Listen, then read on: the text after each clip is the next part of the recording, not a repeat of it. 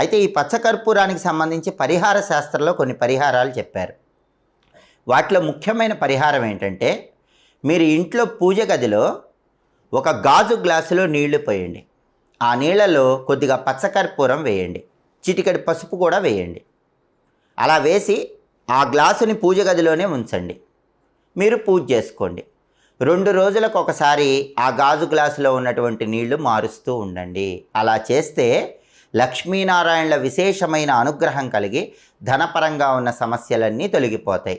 గాజు గ్లాసులో నీళ్లు, చిటికెడు పసుపు, కొద్దిగా పచ్చకర్పూరం వేయాలి. ఆ గ్లాసు 2 రోజుల నుంచి 2 రోజులకు ఒకసారి నీళ్లు మారుస్తూ ఉండాలి. దీనివల్ల విశేషంగా ధనలాభం కలుగుతుంది. అలాగే ఉత్తర దిక్కును కుబేర స్థానము అంటారు. కాబట్టి ఇంట్లో ఉత్తర దిక్కులో పచ్చకర్పూరం పెడితే దానివల్ల కుబేరుడి విశేషమైన అనుగ్రహము, ధనలక్ష్మీదేవి అనుగ్రహము కలుగుతుంది. అసలు